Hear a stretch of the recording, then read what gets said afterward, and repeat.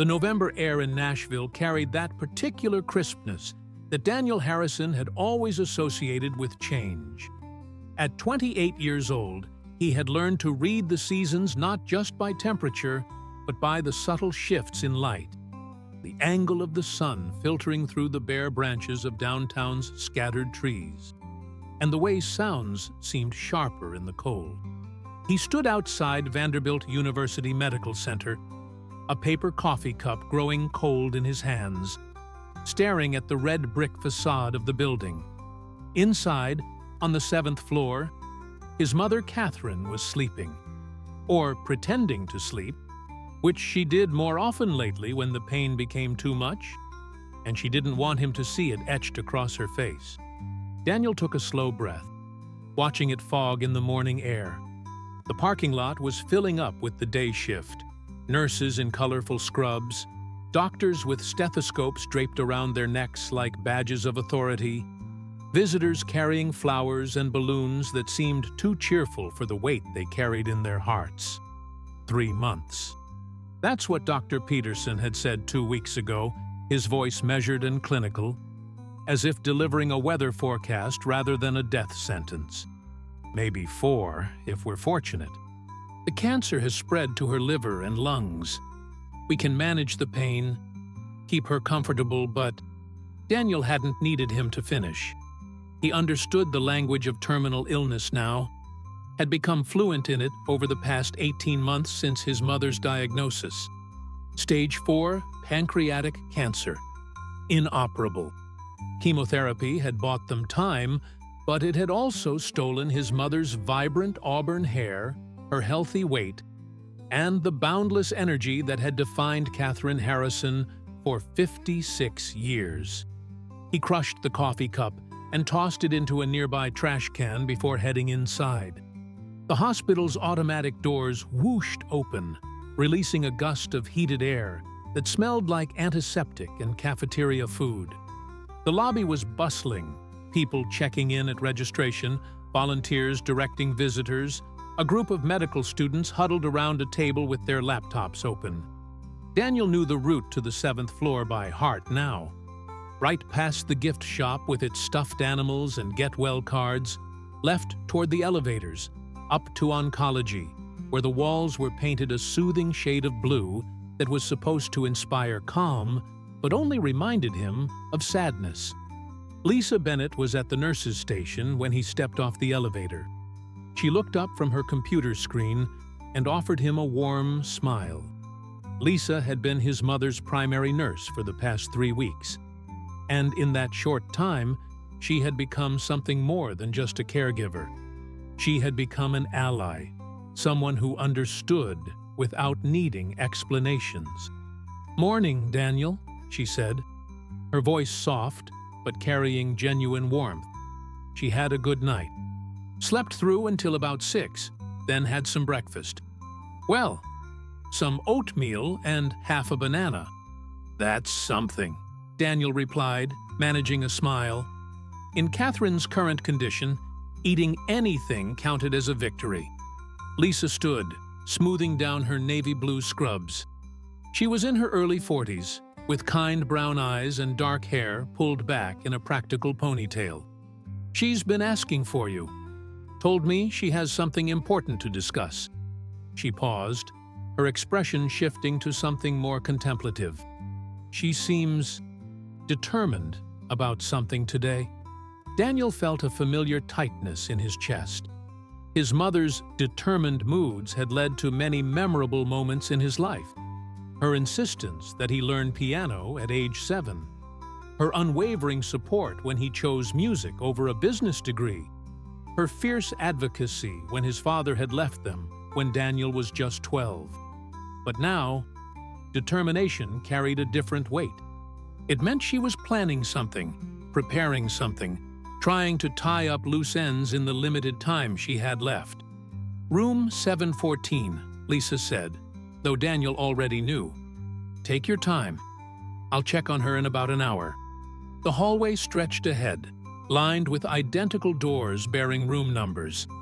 Daniel could hear the sounds of daytime television from some rooms.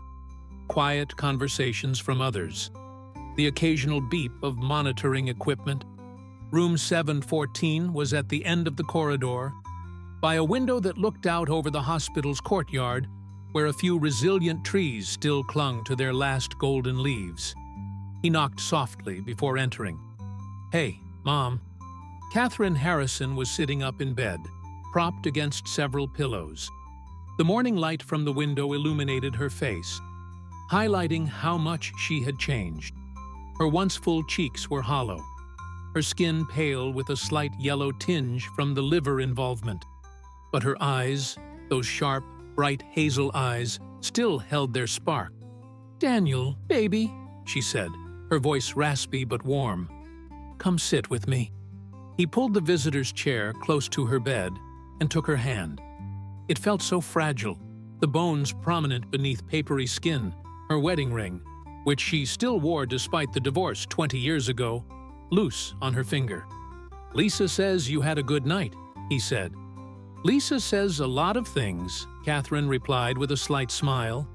"What she means is I didn't wake up screaming from pain, which I suppose counts as good these days." She squeezed his hand. "But I don't want to talk about that. I want to talk about something else." Daniel waited, recognizing the tone. This was the determined voice Lisa had mentioned. Catherine reached over to her bedside table with her free hand, fumbling slightly before Daniel helped her grab a worn photograph.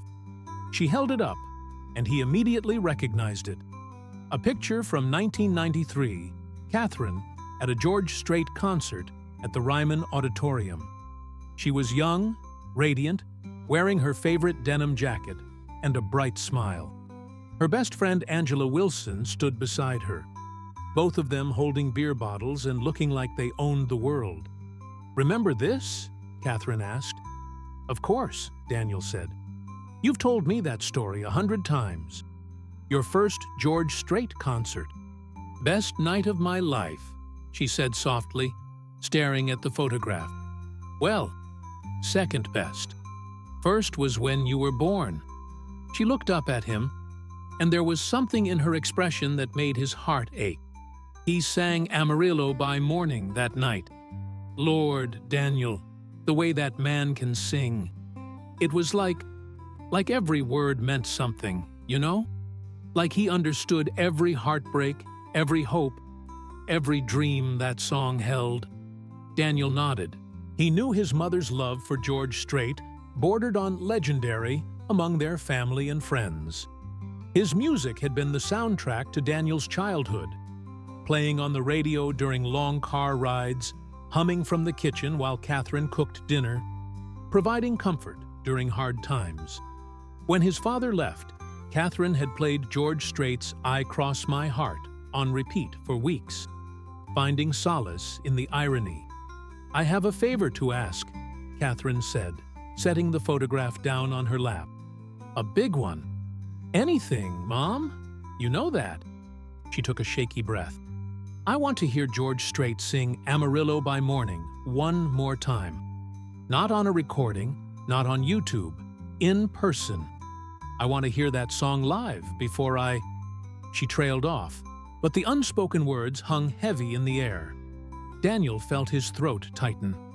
"Mom, I know it's crazy," she continued quickly, her words tumbling out with urgency. "I know he's George Strait, one of the biggest country stars ever. I know I'm just a dying woman in Nashville with an impossible dream. But Daniel, if there's even a chance, even the smallest possibility, I need you to try. I need to hear that song one more time." The desperation in her voice cut through him.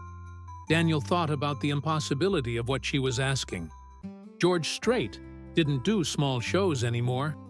He had essentially retired from touring, except for occasional Vegas residencies and major festivals. The man was a legend, protected by layers of management, agents, and security. The chances of getting him to sing for one dying fan were astronomical. But looking at his mother's face, seeing the hope flickering in her eyes despite the pain that constantly shadowed them, Daniel knew he had no choice. He would move heaven and earth, knock on every door, exhaust every possibility. Because if he didn't try, if he let her down in this final wish, he would never forgive himself. "I'll do it," he said firmly, squeezing her hand. "I don't know how, but I'll find a way." Catherine's eyes filled with tears. "You promise?" "I promise, Mom. I'll make this happen." She smiled then, a real smile that briefly transformed her back into the vibrant woman from the photograph. My boy, always ready to take on the impossible. They sat together for a while, holding hands, watching the November light shift across the hospital room. Outside, Nashville carried on with its daily rhythm. Musicians heading to studios, tourists visiting the honky-tonks on Broadway, songwriters crafting the next hit in cramped writing rooms across Music Row. Somewhere in that vast city, George Strait's music played from radios and jukeboxes, touching lives, telling stories, creating memories. Daniel had no idea where to start, but he knew one thing. He had just made the most important promise of his life, and failure wasn't an option. The afternoon sun was already sinking behind Nashville's skyline when Daniel Harrison sat at the small desk in his apartment, laptop open, phone beside him, and a growing list of contacts spread across the screen. His apartment in the Germantown neighborhood was modest. A one-bedroom unit above a Vietnamese restaurant where the smell of pho and grilled meats drifted up through the floorboards. But it was home, and more importantly, it was where he did his work. As a freelance sound technician, Daniel had spent the last 6 years building connections throughout Nashville's music scene. He had worked everything from small coffee shop open mics to mid-sized venue concerts, recording sessions for up-and-coming artists, and even a few larger festivals. His contact list was extensive, but as he scrolled through it now, he realized how far removed his world was from George Strait's stratosphere. Still, he had to start somewhere. He began with the most direct approach, finding contact information for George Strait's management. After 30 minutes of searching, he found an email address for Strait's publicity team and another for his booking agent. Daniel stared at the blank email compose window, trying to figure out how to condense his mother's story into words that wouldn't immediately get deleted as spam. Subject: Personal request for George Strait. Dying fan's last wish. Dear Mr. Strait's management team, my name is Daniel Harrison, and I'm writing to you from Nashville with an unusual but heartfelt request. My mother, Catherine Harrison, is in the final stages of pancreatic cancer. She has been a devoted George Strait fan for over 30 years, and her dying wish is to hear him sing Amarillo by Morning in person one last time. I understand this is an extraordinary ask, and I know Mr. Strait's time is valuable and his schedule is demanding. But I'm reaching out in hope that there might be some way, any way, to make this happen for her. She has maybe 3 or 4 months left, and this would mean everything to her. If there's any possibility of arranging even the briefest visit or performance, I would be forever grateful. I'm happy to discuss details, travel arrangements, or whatever might be necessary. Thank you for taking the time to read this. Sincerely, Daniel Harrison. He included his phone number and email, then stared at the message for several long minutes before hitting send. The whoosh of the sent email felt both hopeful and futile. How many similar requests did George Strait's team receive every day? How many desperate fans reached out with heartbreaking stories? But Daniel couldn't dwell on doubt. He had made a promise, and he needed to pursue every avenue simultaneously. Next, he called his friend Travis Coleman, a session guitarist who had played on numerous country records and knew people throughout the industry. Travis answered on the third ring, sounding out of breath. "Daniel, man, what's up? I'm literally running between sessions right now." "Travis, I need a favor, a big one." Something in Daniel's tone must have registered because Travis's voice shifted, becoming more focused. "What's going on?" Daniel explained the situation, his mother's condition, her last wish, the impossible task ahead of him. He could hear street noise on Travis's end as his friend listened. "Jesus, Daniel, I'm so sorry about your mom," Travis said when he finished. "Look, I don't know George Strait personally, but I've got a buddy, James Patterson, who used to tour with Miranda Lambert's band. He might know someone who knows someone. Let me make some calls, see what I can find out. I appreciate it, man. Anything helps. I'll get back to you by tomorrow. Hang in there." After hanging up, Daniel continued working through his list. He reached out to a music journalist who occasionally covered major country artists, a promoter who booked acts at the Bridgestone Arena, and even a studio engineer who had once mentioned working on a George Strait album 20 years ago. Most calls went to voicemail. Most emails would probably go unanswered. But Daniel kept going, fueled by caffeine and the image of his mother's hopeful face. By 8 o'clock that evening, he had sent 17 emails and made 11 phone calls. His eyes burned from staring at the screen, and his stomach growled, reminding him he hadn't eaten since breakfast. He was about to close his laptop when a new email notification popped up. The sender name made his heart skip. Jennifer Cole, with a subject line that read, "Your mother's request." Daniel clicked it open, his hands suddenly shaky. "Hi, Daniel. Your email was forwarded to me through George Strait's publicity team.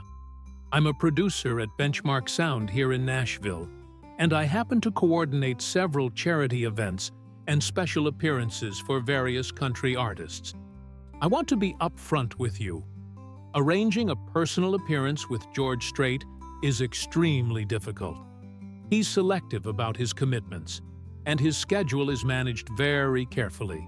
However, I was moved by your mother's story, and I think there might be a way to explore this further. Can we talk tomorrow? I'd like to hear more about Catherine and see if there's any possibility of making something work. I can't make promises, but I'm willing to try." Best, Jennifer Cole Daniel read the email 3 times, hardly believing it. Someone had responded. Someone was willing to help. It wasn't a guarantee, but it was the first real glimmer of hope since he had started this impossible quest. He immediately replied, thanking Jennifer and providing his phone number, suggesting they could talk any time that worked for her schedule. After sending it, he sat back in his chair, feeling the weight of the day settle into his bones. His phone buzzed. A text from Lisa Bennett, the nurse. "Just checking in. Your mom had a rough evening with pain, but she's resting now. She asked about you and seemed excited about something. Hope your day went well." Daniel typed back, "Made some progress. Tell her I'm working on it." 3 dots appeared, then Lisa's response. "Will do. She's a fighter, Daniel. We'll keep her comfortable." He set down his phone and stared out his apartment window at the lights of Germantown below. A couple walked by, laughing, carrying takeout bags. A group of musicians hauled equipment into a house across the street, probably setting up for a late-night practice session. Life continued. Ordinary and extraordinary moments overlapping. Everyone carrying their own stories, their own struggles, their own hopes. Daniel's phone rang, startling him. Unknown number. He answered cautiously. "Is this Daniel Harrison?" A man's voice, older, with a thick southern accent. "Yes. Who's this?" "Name's Robert Mitchell. I got your number from Travis Coleman. He said you're trying to reach George Strait for your mama." Daniel sat up straighter. "Yes, sir. She's dying, and it's her last wish to hear him sing in person." There was a pause, then Robert spoke, his voice gruff, but not unkind. "Son, I worked as a road manager in country music for 35 years. Retired now, but I still know folks. I even did a brief stint with George's crew back in the late 90s. I can't promise anything. The man's protected like Fort Knox, and for good reason. But if you're serious about this, I might be able to point you in the right direction. I'm completely serious, Mr. Mitchell. I'll do whatever it takes. Call me Robert. Now, first thing you need to understand is that George Strait is a private man. He doesn't do these kinds of things often. And when he does, it's usually through established charity organizations or special circumstances that his team vets carefully. But here's what I know. George has a big heart. He's lost people close to him. He understands grief. If the story is genuine and reaches the right person in the right way, there's a chance, a small one, that he might consider it. Daniel listened intently, taking mental notes as Robert continued. The woman who emailed you, Jennifer Cole, she's got a solid reputation. If she's willing to help, that's good. Real good. But you're also going to need someone who has direct access to George's inner circle. His manager, his publicist, maybe even his wife Norma, if you can somehow get that connection. These aren't easy people to reach, but they're the gatekeepers. How do I do that? Daniel asked, feeling both encouraged and overwhelmed. Persistence, son. Respectful, genuine persistence. Don't be a pest, but don't give up either. Tell your mama's story. Let people see why this matters. And most importantly, be prepared for rejection. This is a long shot, you understand? But I've seen miracles happen in this industry. Sometimes, when the stars align and the heart is in the right place, impossible things become possible. They talked for another 20 minutes. Robert shared names, warned Daniel about industry scammers who preyed on desperate people, and offered to make a few calls on his behalf to former colleagues who might still have relevant connections. By the time they hung up, Daniel felt armed with new information and renewed determination. He pulled out a notebook, one of the old-fashioned paper ones his mother had always encouraged him to use, and began organizing his strategy. He drew a diagram with George Strait at the center, then branches connecting to different pathways: management, publicity, fellow musicians, charity connections, industry veterans, and media outlets. Each branch would require persistent, careful cultivation. At the top of the page, he wrote, "Catherine Harrison deserves this. Failure is not an option."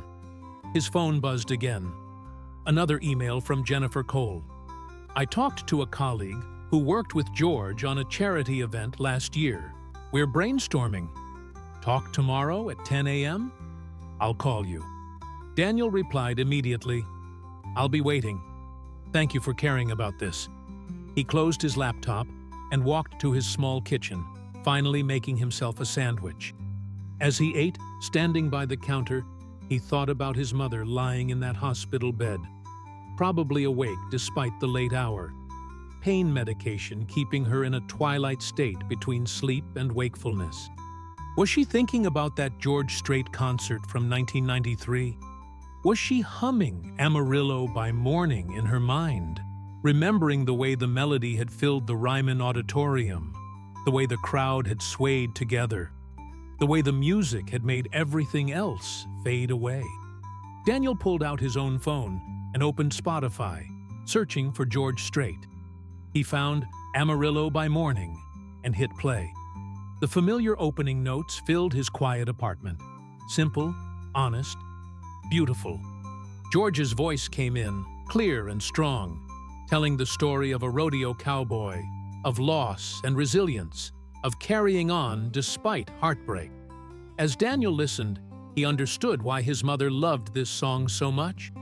It wasn't just about the melody or George Strait's smooth delivery. It was about the universal human experience of enduring, of facing another day despite everything you've lost, of finding beauty and purpose even when the odds are against you. He thought, This is exactly what Mom is doing right now. She's facing her Amarillo by morning, her final sunrise, with grace and hope and one last wish. Daniel finished his sandwich, washed his plate, and sat down at his laptop again. Sleep could wait. He had more emails to send, more connections to pursue, more doors to knock on.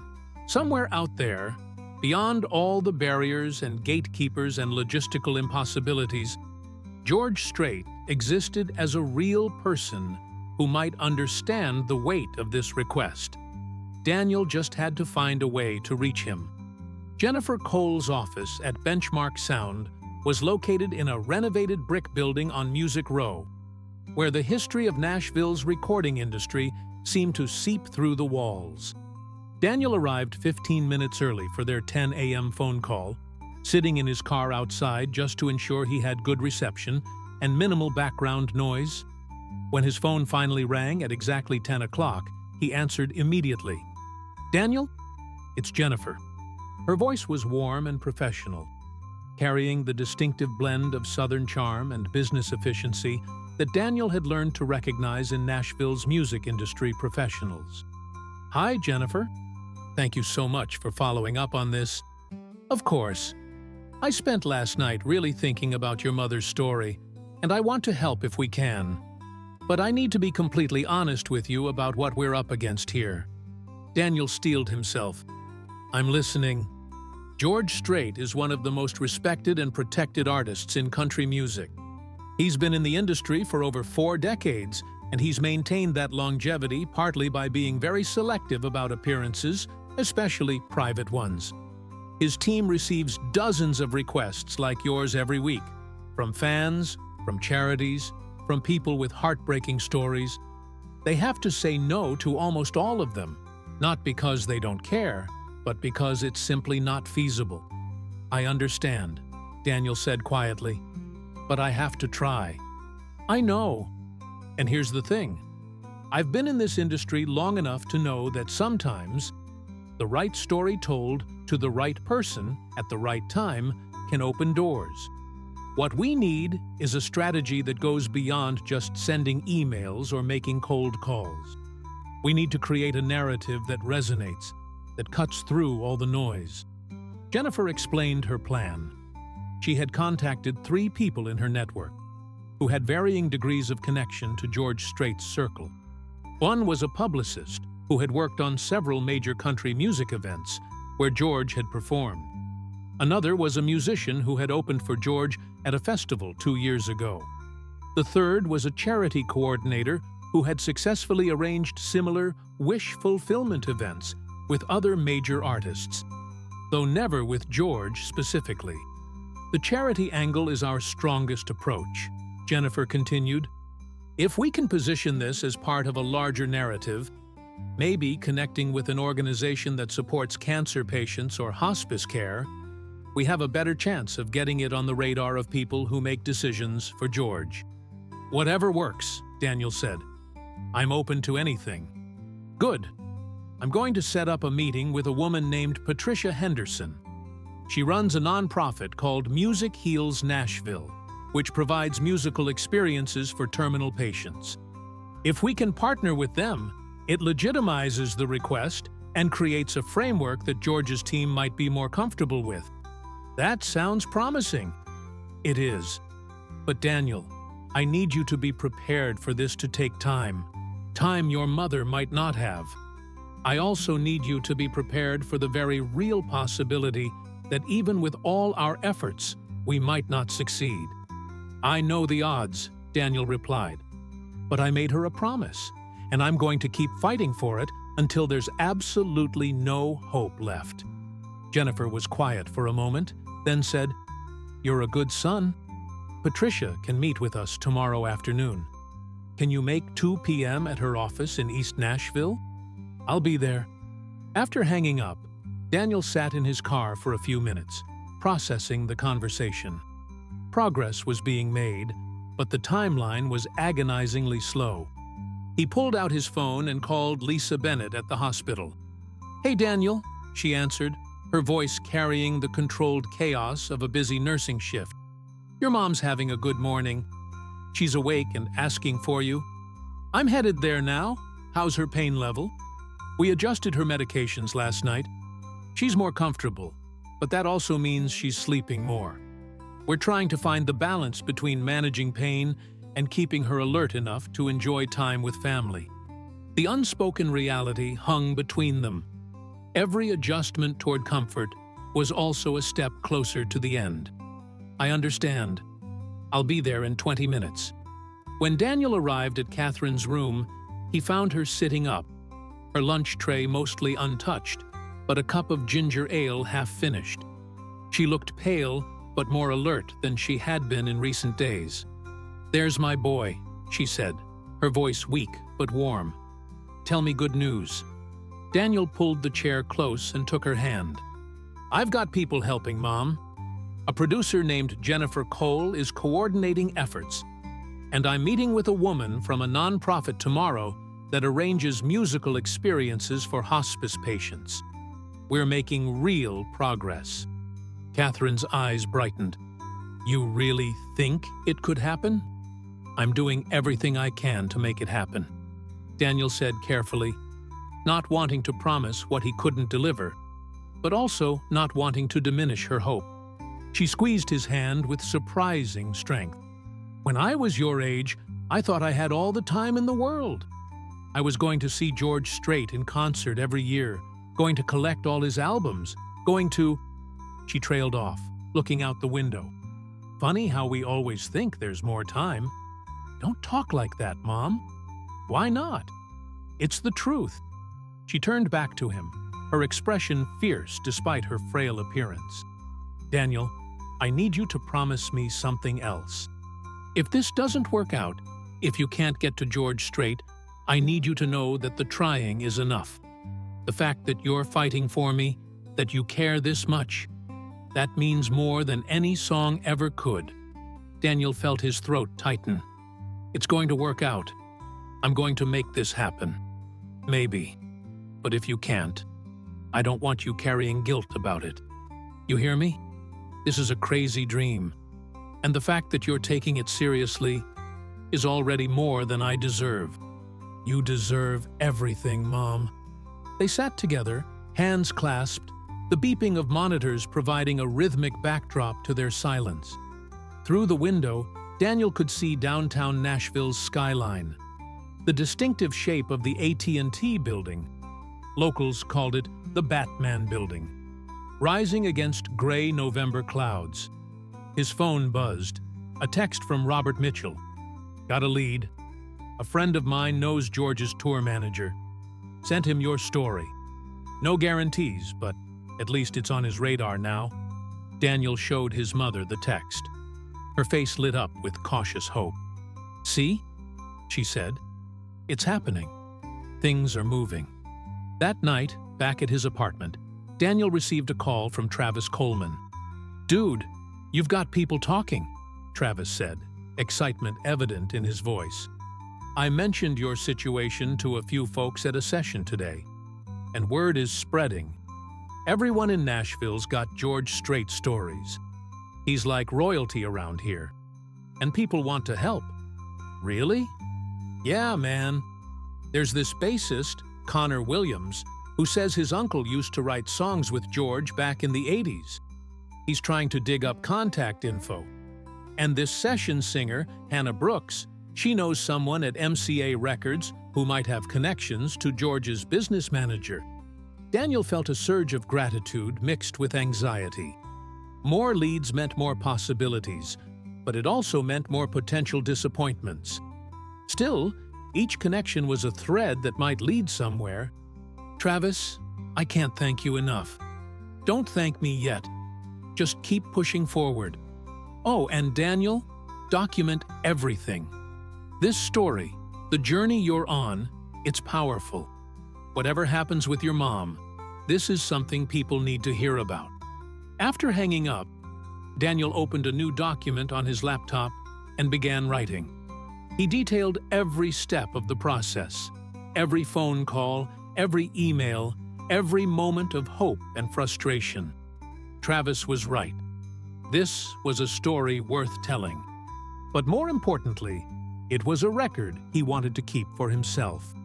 A testament to how far he was willing to go for his mother. The next afternoon, Daniel met Jennifer Cole and Patricia Henderson at the offices of Music Heals Nashville. Patricia was a woman in her late 50s with silver hair and kind blue eyes that seemed to understand suffering without pity. Her office walls were covered with photographs of musicians visiting patients, guitarists playing beside hospital beds, singers performing in hospice facilities, drummers leading rhythm sessions with cancer patients. "Your mother's story touched me," Patricia said after Daniel had explained everything.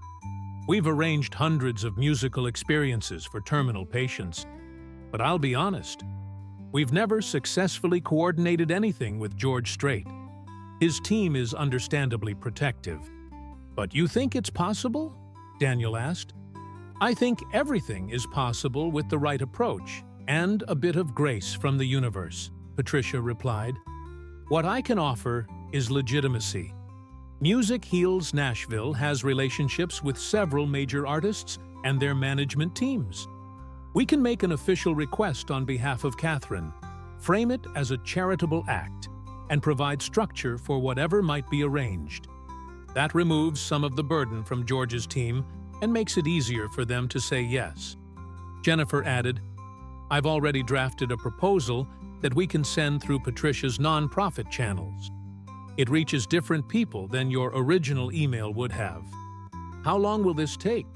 Daniel asked, thinking of the doctor's 3 to 4 month prognosis, thinking of how quickly his mother's condition could deteriorate. Patricia and Jennifer exchanged glances. "We'll push for a response within a week," Patricia said. "But Daniel, you need to understand that even if George's team agrees in principle, arranging logistics could take additional time. Where is your mother currently?" "Vanderbilt Medical Center. She's stable enough that she could potentially travel short distances if needed." "That's good. Nashville proximity helps." Patricia pulled up a calendar on her computer. "George doesn't have any public appearances scheduled in Nashville until March, which is too far out. But he maintains a property in Texas, and he occasionally does private events or studio sessions. If we can catch him at the right moment." She trailed off, but Daniel understood. They were trying to catch lightning in a bottle, hoping that timing, luck, and George Strait's compassion would align in just the right way. "I'll do whatever you need," Daniel said. "Write whatever you want me to write. Go wherever you need me to go." Patricia smiled. "For now, just stay close to your mother. Keep her spirits up. Jennifer and I will work the channels we have. But Daniel?" Her expression became more serious. "Make sure you're also preparing yourself for the possibility that we might not succeed. I've seen too many families pin all their hopes on one specific wish, and when it doesn't come through, they feel like they've failed. Your mother is lucky to have you fighting for her. Don't let that get lost in the pursuit of this one goal." Daniel nodded. Though privately he rejected the idea of failure. He had promised his mother, and he would keep that promise one way or another. Over the next 3 days, Daniel fell into a routine. Mornings at the hospital with Catherine, afternoons making calls and sending emails, evenings researching and strategizing. His mother's condition remained relatively stable, though Lisa Bennett warned him that stability in late-stage cancer was often a deceptive calm before rapid decline. On the 4th day, Jennifer called with news that made Daniel's heart race. "We got a response," she said, her voice carefully neutral, "from George Strait's management. And they're not saying no." The email from George Strait's management team arrived on a Thursday morning at 8:47 a.m., forwarded to Daniel through Patricia Henderson's Music Heals Nashville account. Daniel read it standing in the hospital hallway outside his mother's room, his hands trembling slightly as he held his phone. "Dear Ms. Henderson, thank you for reaching out on behalf of Catherine Harrison and her family. We received numerous requests for Mr. Strait's time and attention, particularly from fans facing difficult circumstances. While we cannot fulfill every request, your organization's involvement and the details provided about Ms. Harrison's situation have given us pause for consideration. We understand that time is of the essence. Mr. Strait is currently committed to several private recording sessions and family obligations, but we are exploring whether there might be a window of opportunity in the coming weeks. We cannot make any promises at this time, but we are not closing the door. Please stand by for further communication. We will need additional information about Ms. Harrison's medical condition, mobility limitations, and preferred timing if an arrangement becomes possible. Respectfully, Martin Jacobson Management Team, George Strait Daniel, read the email 3 times, trying to parse every word for hidden meaning. They weren't saying no. That single phrase, "We are not closing the door," felt like the most beautiful sentence he had ever read. He immediately called Jennifer. "I saw it," she said, before he could speak. "Daniel, this is huge. They're actually considering it." "What do we do now?" Exactly what they asked. We provide clear, detailed information about Catherine's condition and what would be feasible. Patricia is already drafting a follow-up. But Daniel, we need to manage expectations here. Exploring doesn't mean agreeing. This could still fall through. I know, but it's hope. Real hope. After hanging up, Daniel stood in the hallway for a long moment, letting the news settle over him. A nurse passed by, offering a polite smile. Somewhere down the hall, a television played morning talk shows. The ordinary sounds of hospital life continued, but for Daniel, everything had shifted. He composed himself before entering his mother's room. Catherine was awake but looked exhausted, dark circles prominent under her eyes. Lisa Bennett was adjusting her IV line. "Morning, sweetheart," Catherine said, her voice barely above a whisper. "You look like you've seen a ghost." "Better than a ghost," Daniel replied, moving to her bedside. He showed her the email on his phone. "George Strait's team is considering it, Mom. They're actually considering it." Catherine's eyes widened, then filled with tears. "Oh, Daniel. Oh my God." Lisa paused in her work, reading the email over Catherine's shoulder. "That's wonderful news," she said softly. "I'm so happy for you, Catherine." "They want medical information," Catherine said, her voice gaining strength. "They need to know what's possible. Lisa, you can provide that, right? Tell them I can do this. Tell them I'm strong enough." Lisa exchanged a glance with Daniel, and he saw the truth in her expression. Catherine was getting weaker every day, but she nodded. "I'll coordinate with Dr. Peterson and make sure they have everything they need." Over the next 2 days, Patricia Henderson compiled a comprehensive package for George Strait's management. It included a letter from Dr. Peterson outlining Catherine's condition and prognosis, a mobility assessment from Lisa Bennett, several photographs of Catherine from different periods of her life, including that treasured image from the 1993 concert, and a heartfelt personal statement from Daniel about his mother's lifelong devotion to George Strait's music. Daniel poured himself into writing that statement, trying to capture 3 decades of fandom in a few paragraphs.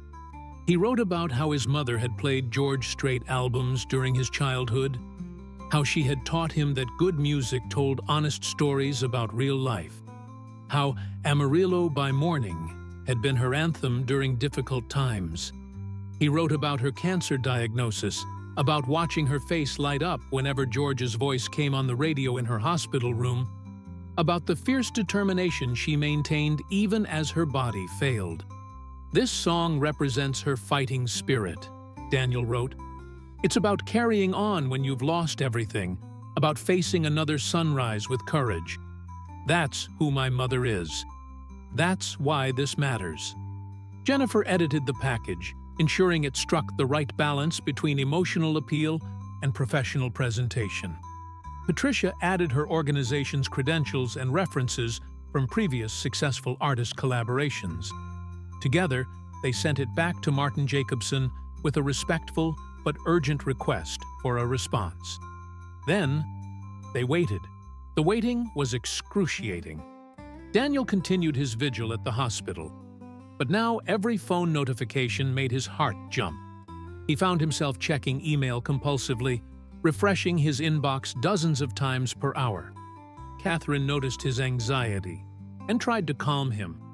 "Whatever happens, happens," she said one afternoon as they watched snow begin to fall outside her window. Nashville's first snow of the season. Light flurries that dusted the courtyard trees. "I'm grateful you tried." "That's enough." "It's not enough," Daniel insisted. "You deserve this." "I deserve you," Catherine replied, reaching for his hand.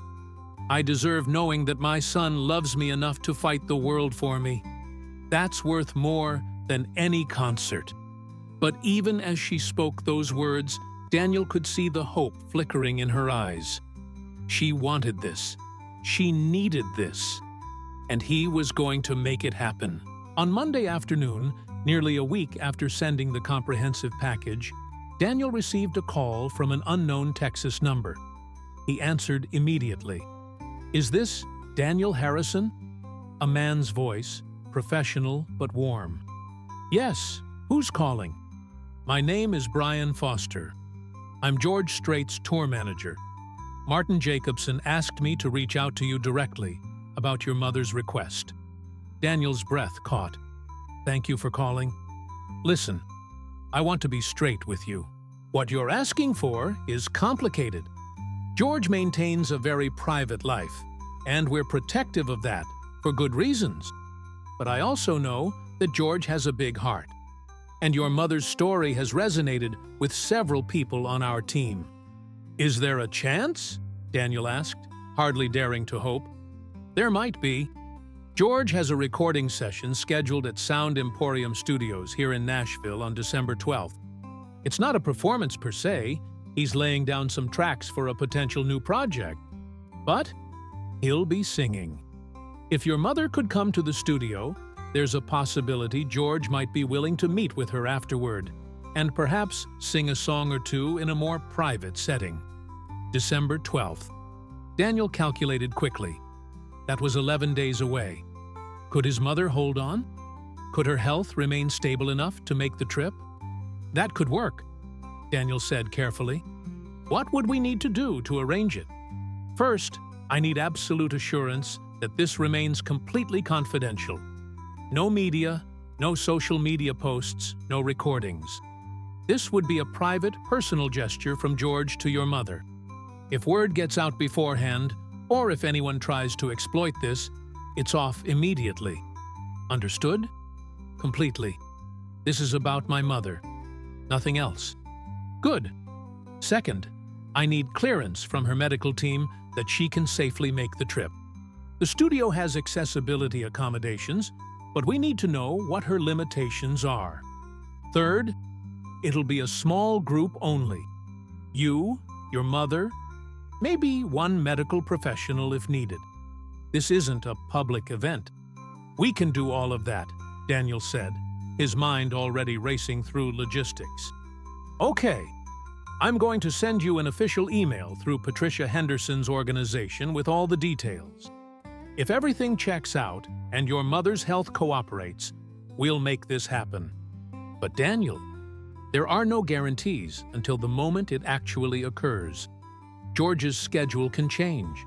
Circumstances can shift. Don't tell your mother definitively that it's happening until we're absolutely certain." "I understand. Thank you, Brian. Thank you so much. Your mother sounds like good people." George appreciates fans who've been with him for the long haul. Let's see if we can give her this memory. After hanging up, Daniel stood in the hospital parking lot, snow falling around him, feeling like he could barely breathe. It was happening. After all the calls, the emails, the connections, the waiting, it was actually happening. He called Jennifer immediately and shared the news. She let out a whoop of excitement that was entirely unprofessional and entirely genuine. "December 12th, she said. "That's soon. How's your mother doing?" "She has good days and bad days. We'll need to coordinate closely with her medical team. Patricia and I will handle logistics from our end. You focus on keeping Catherine stable and prepared. Daniel, I have to tell you, I've been doing this work for 15 years, and I've never seen a request like this come through. You should be proud. I'll be proud when she's actually hearing George Strait sing." That evening, Daniel sat with his mother as she ate dinner. Or rather, as she pushed food around her plate, managing a few bites of mashed potatoes and some broth. He wanted desperately to tell her about Brian Foster's call, about December 12th, about the real possibility that her dream might come true. But he remembered Brian's warning about managing expectations. "You seem different today," Catherine observed, studying his face. "Something happened." "Just following up on some leads," Daniel said carefully. "Things are progressing. Don't protect me, baby. I can handle the truth, whatever it is." Daniel hesitated, then decided his mother deserved to know. "There's a possibility," he said slowly. "A real possibility. George Strait's tour manager called me today. They're considering arranging something in mid-December. It's not definite, but it's close." Catherine set down her fork, her hands beginning to shake. "Mid-December? That's so soon." "I know. Are you strong enough? If this happens, we'll need to get you to a recording studio across town. It won't be easy." "Are you kidding?" Catherine's voice was suddenly fierce. "Daniel, I would crawl there on broken glass if I had to. If there's even a chance to hear George Strait sing in person one more time, nothing will stop me." Lisa Bennett had entered the room during this exchange. "What's going on?" Daniel explained the situation. Lisa listened, her professional expression gradually giving way to a smile. "December 12th, she repeated. "That gives us 11 days to optimize her strength. We can adjust her medication schedule to maximize alertness on that day, arrange for wheelchair transportation, maybe even get a portable oxygen setup if needed. This is doable, Catherine." "You see?"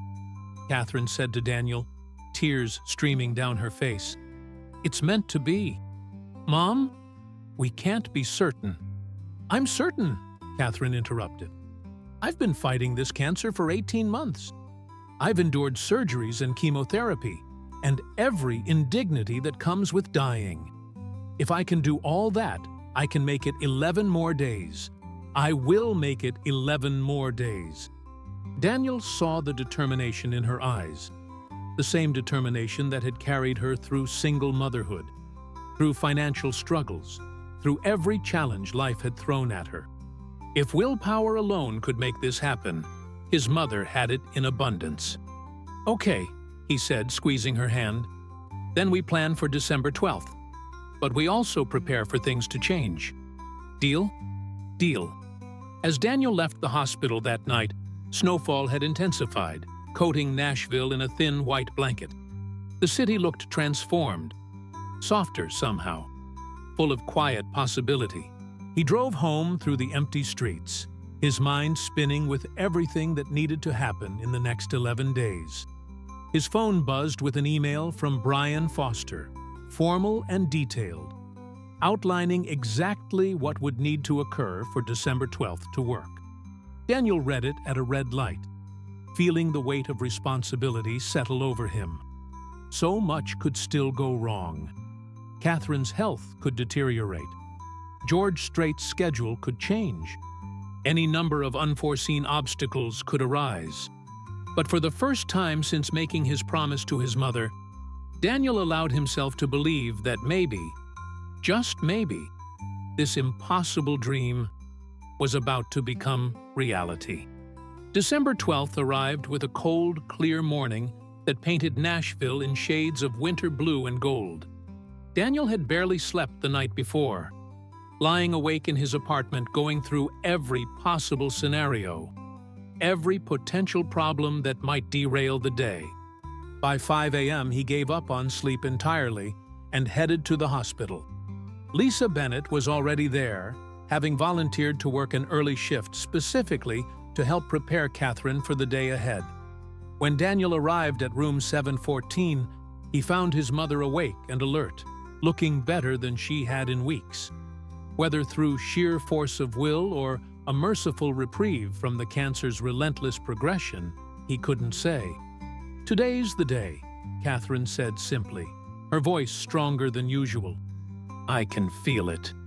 Lisa had already adjusted Catherine's medication schedule, carefully balancing pain management with alertness. She had coordinated with Dr. Peterson, who had given cautious approval for the outing with strict parameters. Catherine would travel in a medical transport van equipped with oxygen and emergency supplies. Lisa would accompany them throughout, and they had a 2-hour maximum window before Catherine would need to return to the hospital. "We're treating this like a critical care field trip," Lisa explained, as she helped Catherine into comfortable clothes. Not a hospital gown, but the soft blue sweater and black pants that Daniel had brought from home. Clothes that made his mother look more like herself. Unconventional, but we've done our homework. You're as prepared as we can make you. Brian Foster had called the previous evening with final confirmation and instructions. The plan was precise. They would arrive at Sound Emporium Studios at 2 p.m. through a private entrance. George Strait was scheduled to finish his recording session at 2:30 p.m.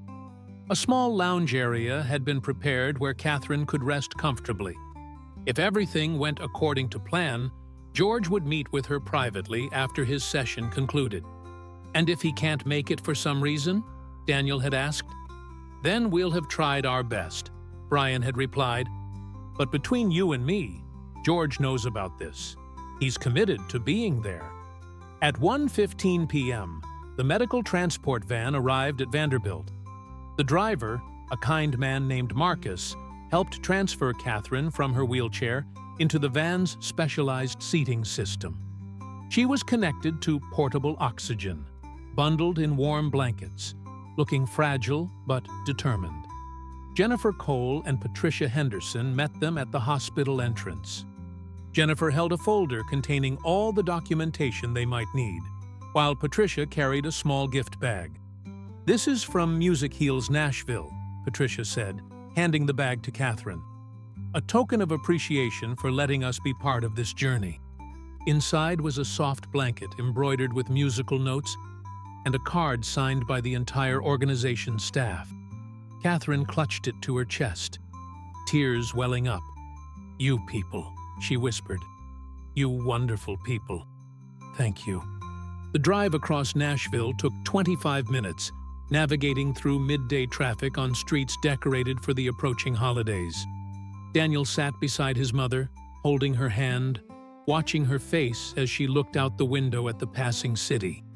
She seemed to be memorizing everything: the buildings, the pedestrians, the winter light filtering through bare trees. "I'm so glad I'm alive to see this," Catherine said softly. "Whatever happens today, I'm grateful for this moment." Sound Emporium Studios was located in a nondescript building in South Nashville, its exterior giving no hint of the legendary recordings that had happened within its walls. A security guard met them at the designated entrance, checking their names against a list before waving them through. Inside, the studio had the distinctive smell of old wood and expensive equipment that Daniel recognized from his years working in the music industry.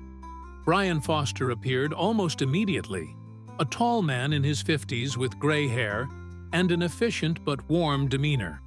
"Catherine," he said, addressing her directly rather than speaking to Daniel, "I'm Brian. It's an honor to meet you.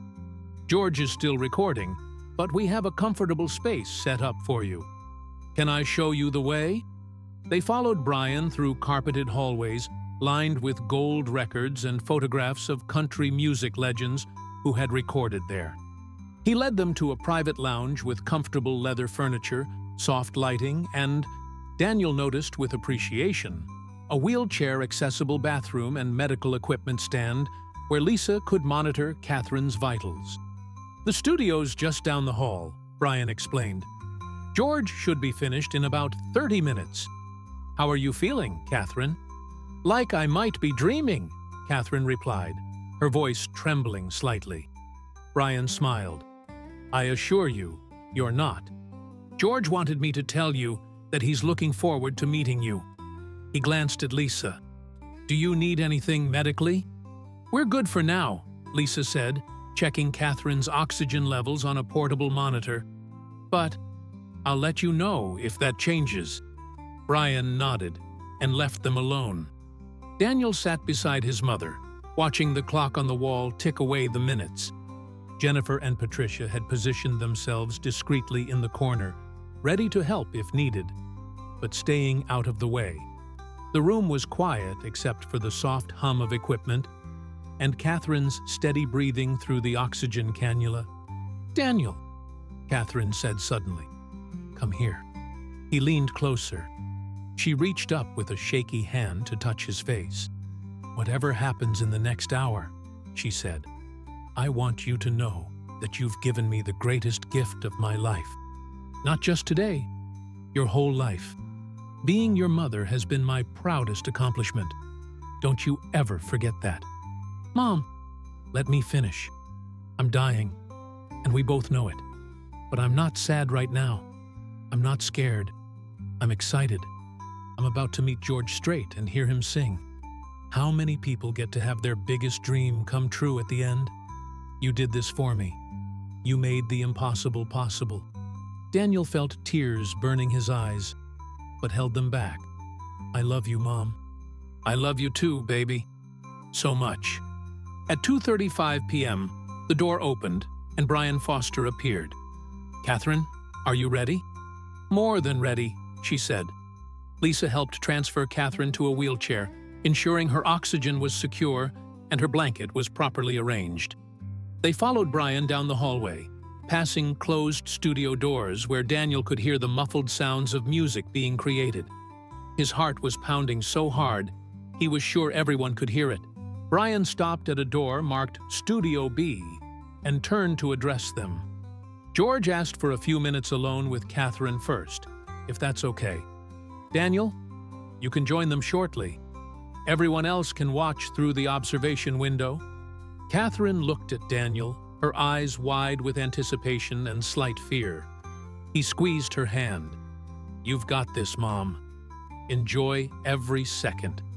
Brian opened the door and wheeled Catherine inside. Daniel moved to the observation window with Lisa, Jennifer, and Patricia, where they could see into the studio but not hear the conversation.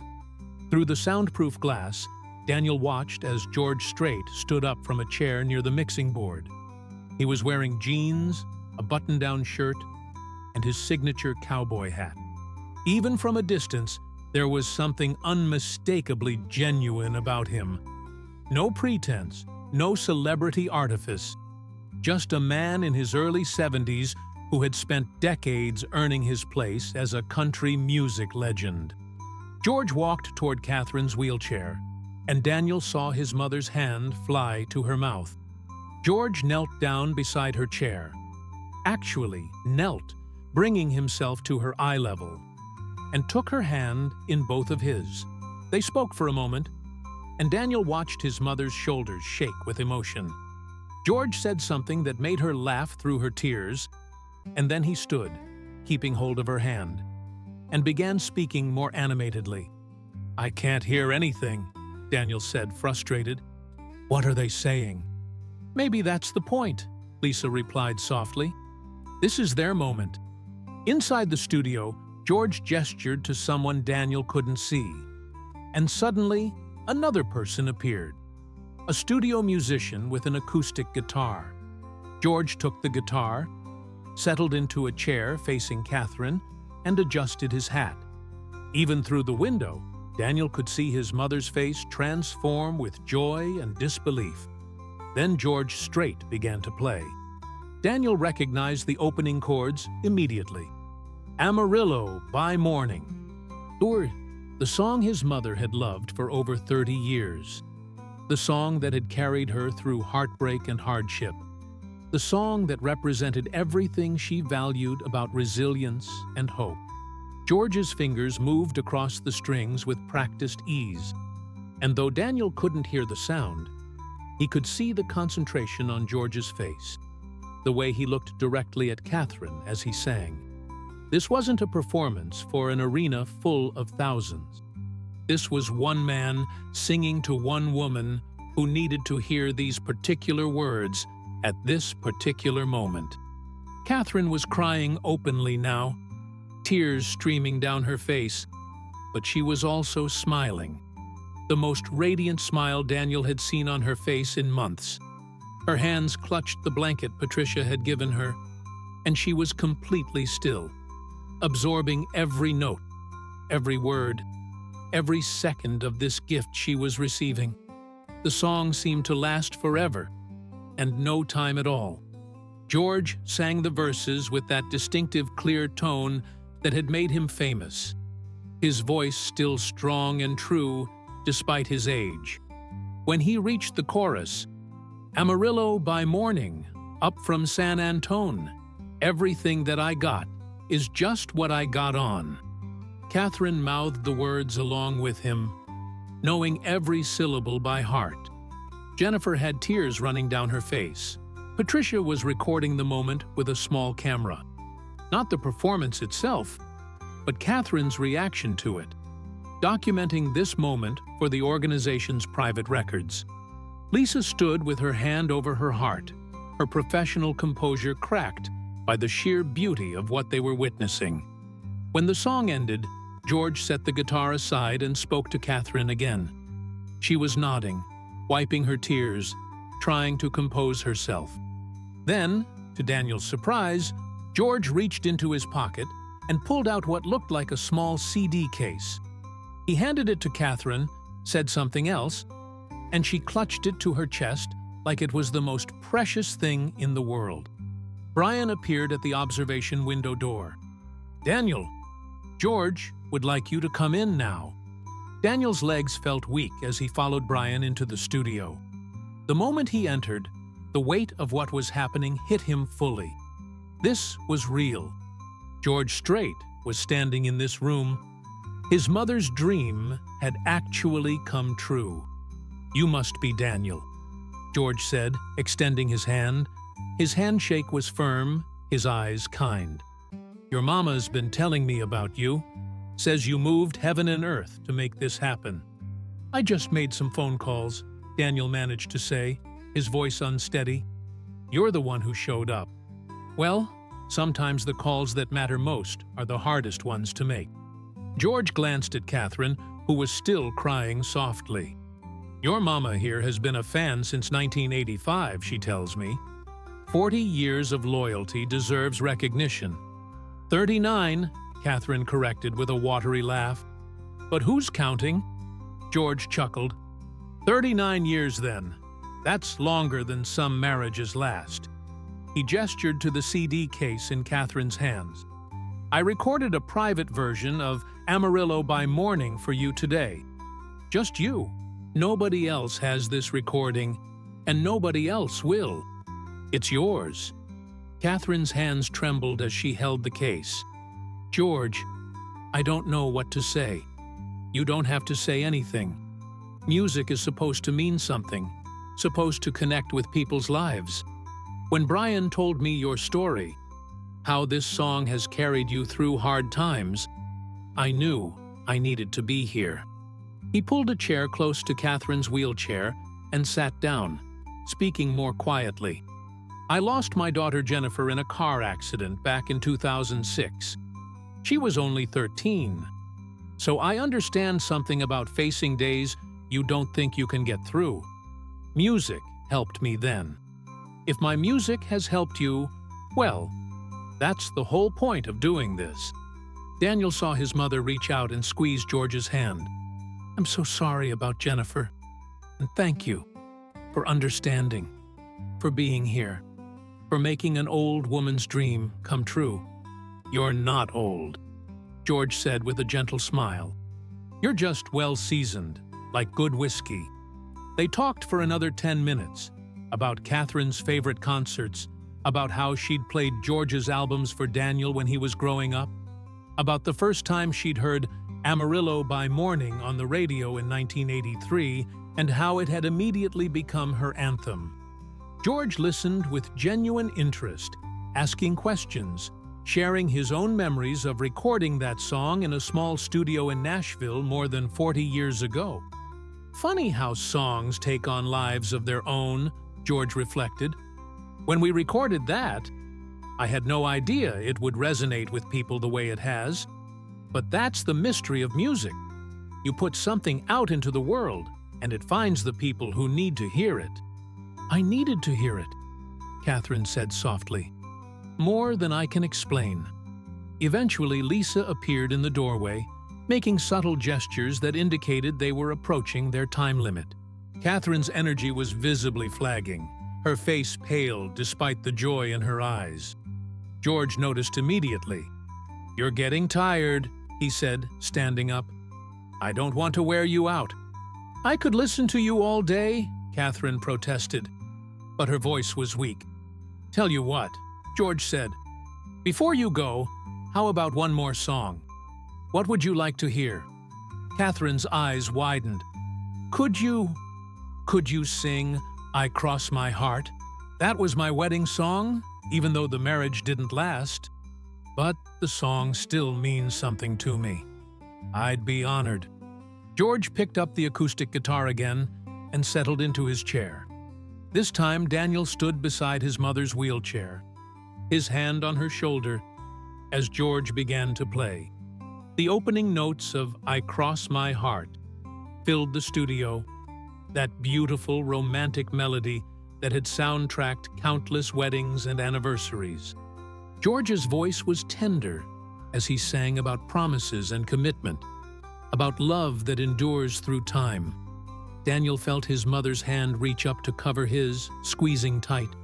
He looked down and saw that she had closed her eyes, lost in the music, a peaceful expression on her face. This moment, right here, right now, was exactly what Daniel had fought for. Not just the music, though that was part of it, but the peace, the joy, the sense of completion that radiated from his mother. For these few minutes, she wasn't a dying cancer patient. She was just a woman listening to her favorite artist sing her favorite songs, lost in the beauty of the moment. When George finished, he stood and walked over to Catherine one final time. "Catherine, it's been a real privilege to meet you. You take care of yourself, and you enjoy that recording. It's one of a kind, just like you." "Thank you," Catherine whispered, tears flowing again. "Thank you for making this the best day of my life." George leaned down and kissed her forehead gently. "God bless you, darling. You keep fighting." Then he turned to Daniel and shook his hand again. "You're a good son. Your mama's lucky to have you, and I suspect you're just as lucky to have her." "Yes, sir," Daniel managed to say. "Thank you for this. You have no idea what it means." "I think I do," George replied quietly. "That's why I'm here." Brian Foster appeared to help coordinate their departure. As Lisa prepared to wheel Catherine out of the studio, George called out one more time. "Catherine, that song about Amarillo by Morning? It's about losing everything but keeping your dignity and your determination. You embody that. Don't you forget it." Catherine nodded, unable to speak through her emotion. Daniel wheeled her toward the door, but she reached out and grabbed his arm. "Wait. Let me look at him one more time." She turned her wheelchair slightly, gazing at George Strait standing in the studio with his guitar. This legend who had taken time out of his life to give a dying woman her final wish. George waved, and Catherine waved back, committing every detail of this moment to memory. Then they were in the hallway, and Jennifer and Patricia were there, both crying and smiling. The journey back through the studio felt surreal. Daniel's mind was spinning, trying to process what had just happened, trying to memorize every second so he could replay it forever. In the medical van on the way back to Vanderbilt, Catherine held the CD case like it contained the most valuable treasure in the world. She was exhausted. Her oxygen levels had dropped slightly, and Lisa was monitoring her carefully. But she was also glowing with happiness. "Did that really just happen?" Catherine asked, her voice barely audible over the van's engine. "It really happened, Mom," Daniel confirmed. "George Strait sang for you, twice. I met him. I talked to him. He told me about his daughter." Catherine's eyes were distant, replaying the memories. "He's a good man, Daniel. A really good man." "He is." "Play it," Catherine said suddenly, holding up the CD case. "I want to hear it now." Marcus, the driver, had a CD player in the van. Daniel carefully took the disc from its case. It was labeled simply, "For Catherine Harrison, December 12, 2024, in handwritten script, and loaded it into the player. George Strait's voice filled the van, singing "Amarillo by Morning" in what must have been a recording from earlier that day, or perhaps even that morning, made specifically for this purpose. The quality was pristine, intimate, like George was sitting right there with them. But more than that, there was an intentionality to this recording. George was singing directly to Catherine, and you could hear it in every note.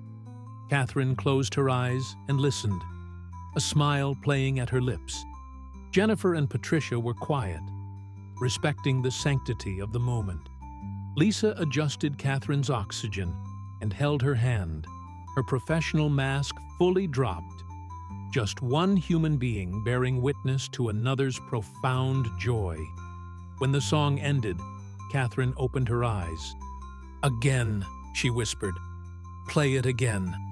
They played it 3 more times during the drive back to the hospital, and Catherine listened with complete attention each time, as if she was trying to absorb it into her very being. At Vanderbilt, the transition back to Catherine's room was smooth but concerning. Her energy had depleted significantly, and her vital signs showed the toll the excursion had taken. Dr. Peterson was waiting when they arrived, having been alerted to monitor her condition closely. "How was it?" he asked Catherine as Lisa and the hospital staff settled her back into bed. "Perfect," Catherine said simply. "Absolutely perfect." Dr. Peterson examined her, adjusted her medication, and spoke quietly with Lisa. Daniel could see the concern in their expressions. The trip had been successful emotionally, but physically demanding. Catherine would need days to recover, time she might not have much of to spare. But when Dr. Peterson left, and it was just Daniel, Catherine, and Lisa in the room, Catherine's face was peaceful in a way Daniel hadn't seen since before her diagnosis. "I can die now," she said softly. "I'm ready." "Mom, don't..." "Hush. Let me say this." She reached for his hand. "I'm not giving up. I'm not quitting. But I'm also not afraid anymore. Today, you gave me something beyond price. You gave me closure. You gave me a perfect memory to carry forward, wherever I'm going. That's love, Daniel. Real love. The kind that moves mountains." Daniel sat beside her bed as evening fell over Nashville, the city lights beginning to glow against the darkening sky. Catherine drifted in and out of sleep, her hand still holding his, the CD case resting on the bedside table where she could see it. Lisa came in periodically to check vitals, each time moving more quietly, more carefully, as if she understood they were in a sacred space. At one point, she caught Daniel's eye and mouthed, "You did good." Had he? Daniel wondered. He had kept his promise, yes. He had made the impossible happen. But looking at his mother's frail form in the hospital bed, he felt the weight of what was still to come. The cancer hadn't stopped because George Strait sang to her. The timeline hadn't changed. If anything, this beautiful day had drained reserves Catherine couldn't afford to lose. As if reading his thoughts, Catherine opened her eyes. "Stop overthinking," she murmured. "This was worth it. Every second was worth it." "I know, Mom." "Do you?" "Because I see your face. And you're already beating yourself up about something. Don't. Today was perfect. You were perfect. That's what I want you to remember. Not the dying part, not the sad part. Remember that you loved me enough to make magic happen." Daniel leaned forward and kissed her forehead. "I love you more than anything in this world. I know you do, baby. I know." The next 2 weeks passed in a strange liminal space between joy and sorrow. Catherine's condition deteriorated faster than Dr. Peterson had anticipated. The excursion to Sound Emporium had taken more out of her than anyone realized. Or perhaps it had simply given her permission to let go, now that her final wish was fulfilled. She listened to George's CD every day, sometimes multiple times. It became the soundtrack to her final chapter, playing softly in her hospital room while visitors came and went, while nurses administered care, while Daniel sat beside her, reading or working or simply being present. Word of what had happened spread quietly through the Nashville music community. Not through media or social media, as Brian Foster had feared, but through the intimate network of people who had been involved or touched by the story. Musicians who heard about it from Jennifer Cole or Travis Coleman would send flowers or cards to Catherine's room. Strangers who worked at Music Heals Nashville wrote letters about how her story had inspired them. Even some of George Strait's team sent a thoughtful care package with a note saying, "George asked us to check on Catherine, sending love and prayers." On December 27th, 15 days after meeting George Strait, Catherine slipped into a deeper state of consciousness. Dr. Peterson explained that this was the final stage. Her body was shutting down, preparing for the end. She could still hear, he said, so Daniel should keep talking to her, keep playing her music. Daniel brought in a portable speaker and played George's private recording on repeat. "Amarillo by Morning" became the rhythm of Catherine's final days. Those haunting lyrics about losing everything but facing another sunrise now taking on profound meaning. Lisa Bennett worked as many shifts as she could, essentially becoming part of the family. She would sit with Daniel during the long nights, talking quietly about Catherine's life, about the strange privilege of bearing witness to someone's death, about how rarely people got to choose their final memories the way Catherine had. "Most of my patients die with regrets," Lisa said one night around 2 a.m., both of them exhausted but unable to sleep. Things they didn't do, words they didn't say, dreams they never chased. Your mother isn't dying with regrets. She lived fully, she loved deeply, and she got her impossible wish granted. That's rare, Daniel. That's beautiful. On the morning of January 3rd, 2025, as Nashville woke to a cold, clear dawn, Catherine Harrison took her final breaths. Daniel was holding her hand. George Strait's voice was playing softly from the speaker, and Lisa was there to monitor her passing with professional care and personal compassion. "Amarillo by Morning," George sang as Catherine's breathing slowed, then stopped. In the moment after, the room was absolutely still. Then Lisa gently checked for a pulse, confirmed what they already knew, and quietly noted the time. 6:47 a.m. "She's at peace," Lisa said softly, tears streaming down her face. Daniel sat with his mother's body for a long time, still holding her hand, the song playing its final notes. He thought about that photograph from 1993, young Catherine at her first George Strait concert, full of life and dreams. He thought about the woman who had raised him alone, who had worked 2 jobs to pay for his music lessons, who had never stopped fighting for the things she believed in. And he thought about December 12th, The way his mother's face had transformed when George Strait knelt beside her wheelchair. The pure joy radiating from her as she listened to him sing. The peace that had settled over her afterward. "We did it, Mom," Daniel whispered. "We made it happen." The funeral was held on a gray January afternoon at a small church in East Nashville.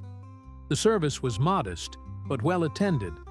Catherine's friends, Daniel's colleagues from the music industry, staff from Music Heals Nashville, and several nurses from Vanderbilt, including Lisa Bennett. Jennifer Cole and Patricia Henderson sat together in the third row, both wearing black and dabbing at their eyes throughout the service. Robert Mitchell, the retired road manager who had made early calls on Daniel's behalf, showed up in a dark suit and cowboy boots. Travis Coleman played acoustic guitar during the service, performing several of Catherine's favorite songs. Daniel gave the eulogy, speaking about his mother's strength, her love of music, her unwavering support of his dreams. He talked about how she had taught him that the impossible was just the possible, waiting for someone stubborn enough to make it happen. 3 months ago, Daniel said, his voice thick with emotion, my mother asked me for something that seemed impossible. She wanted to hear George Strait sing Amarillo by Morning in person one more time. And honestly, I didn't know if I could make it happen. But I also knew I had to try, because that's what my mother taught me. You try, you fight, you don't give up on the things that matter. He paused, looking out at the assembled mourners. With the help of incredible people in this room and beyond, we made it happen. On December 12th, George Strait sang for my mother. He gave her a private recording. He spent time with her, talked with her, treated her like she mattered. And because of that, my mother died without regrets. She died at peace. She died having lived her impossible dream. There wasn't a dry eye in the church. After the service, as people gathered in the fellowship hall for coffee and reminiscing, Brian Foster approached Daniel. George Strait's tour manager looked somber but warm. "Daniel, I wanted to come pay my respects," Brian said, shaking his hand. "George asked me to tell you something. He said to tell you that meeting your mother was one of the highlights of his year. He said she reminded him why he does this, why music matters." Daniel felt his throat tighten. "Please thank him for me. What he did changed everything," Brian finished. "I know, and George knows it too. That's why he wanted to do it." He handed Daniel an envelope. "This is from George and his wife Norma, a donation to Music Heals Nashville in Catherine's name, and a personal note for you." After Brian left, Daniel opened the envelope. Inside was a check for $10,000 made out to Music Heals Nashville, and a handwritten note on simple stationery. "Daniel, your mother was a remarkable woman, and you're a remarkable son. I'm honored I got to be part of her final chapter. The love you showed her is what this world needs more of. That stubborn, fierce kind of love that doesn't accept no when it comes to the people we care about. Keep playing music, keep telling stories, keep fighting for the impossible. Your mother would be proud. With respect and admiration, George Strait." Daniel read the note 3 times, then carefully folded it and put it back in the envelope. He would keep this forever, along with the photograph of his mother at that 1993 concert, along with the memories of December 12th, along with everything else that mattered. 6 months later, on a warm June evening, Daniel sat in his apartment working on a song. The melody had been forming in his mind for weeks, lyrics coalescing around the story of an impossible promise and a mother's final wish. He hadn't planned to write it.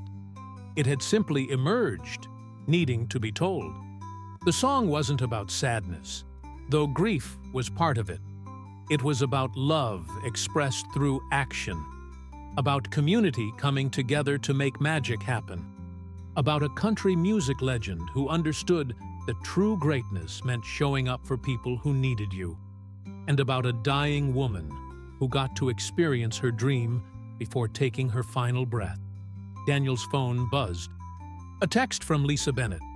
"Thinking about you and Catherine today. Hope you're doing okay." He smiled and typed back, "Writing a song about her. I think she'd like it." Lisa's response came quickly. "She'd love it. Play it for me sometime?" "Absolutely." Daniel set down his phone and picked up his guitar. The same one Catherine had bought him for his 16th birthday, worn and beloved. He played the opening chords of his new song, hearing his mother's voice in his memory, hearing George Strait's compassionate tone, hearing the echo of Amarillo by Morning that had become the soundtrack to the most important weeks of his life. The song poured out of him, honest and raw. It was supposed to be simple, just a wish, just a dream. But sometimes love moves mountains that you've never seen. She asked me for the impossible. I said I'd find a way.